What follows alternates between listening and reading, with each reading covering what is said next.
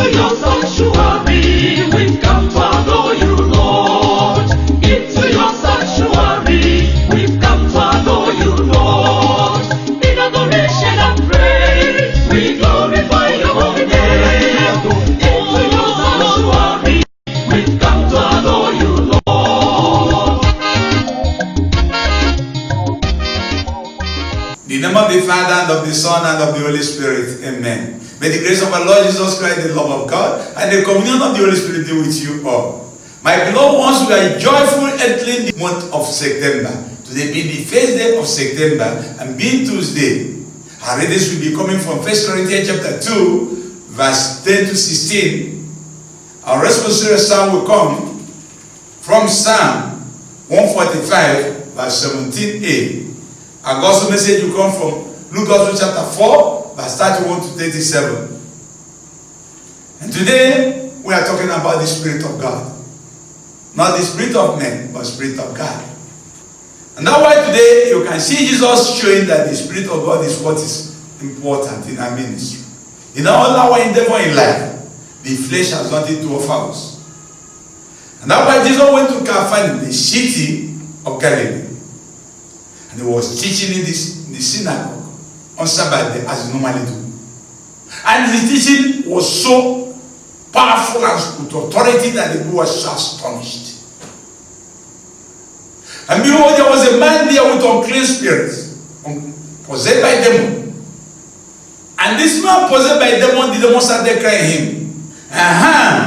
what have you come to do with us?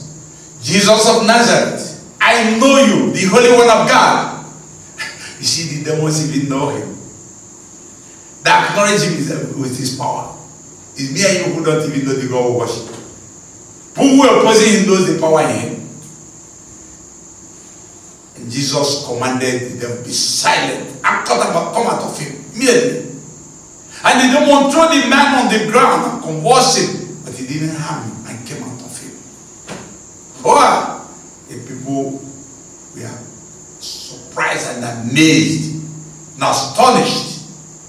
And for them, he teaches with, they say, what this word? He teaches with authority and power. Authority and power, that's what is lacking in many of us today in our ministry. Have no authority again, we have no power because we are now not the Spirit of God. When you are the Spirit of God, the power of God will be in you, the authority of God will be in you. And they confide this to all who accepted to follow him. And they begin to ask themselves, what this type of word and authority? That even the evil spirits obey him. And the story about him went throughout Villa in all the whole part of that region. The Spirit of God in action. The Spirit in Christ that is delivering people, is either healing people and teaching with authority. And now why today, to show you the Spirit of God still working in the apostles, he said the Spirit searches everything. The Spirit searches everything. Even the depths of God. You cannot know the will of any person except the Spirit of that man himself. So you cannot design or comprehend the will of God except the Spirit of God. You can't. Without the Spirit of God, you don't even know him. Can't even understand his word. Can't even live for him. So the Spirit of God is the essential thing in us. And this Spirit of God is conferred to us when we are initiated into Christ. In baptism, in confirmation, and in all other sacraments, we are initiated into him. He said, when you are a Spirit of God, you can judge everything. And no person can judge you because the Spirit in you, no other person could judge you. They say the Spirit in you. But you can judge everything. He said, if you are not a spiritual man, you won't even understand anything spiritual. You can live for it because you don't know it. Don't even accept it. It looks foolish for you. But when you want is the Spirit of God, you live for God. And without the Spirit of God, you can't proclaim that Jesus is the Savior. And without the Spirit of God, you can't do the will of God. And without the Spirit of God, you can't even understand his word. It looks stupid for you.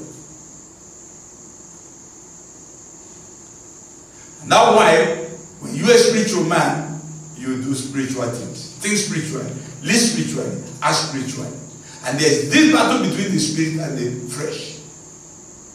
When you are in the Spirit of God, you know what it radiates, and you can see in Galatians chapter 5 verse 22. You radiate love, peace, holiness, self-control, that. But if you are not in the Spirit of God, you,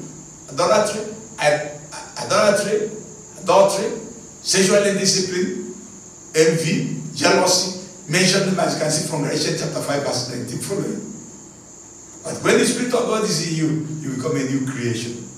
You become a child of God, and you live for God alone.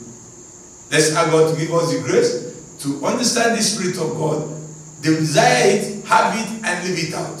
That's the only way we can be in Him, and He is on us. He's a spirit, and we must be a spirit to worship Him in truth and spirit. We ask God to give us this grace through Christ our Lord.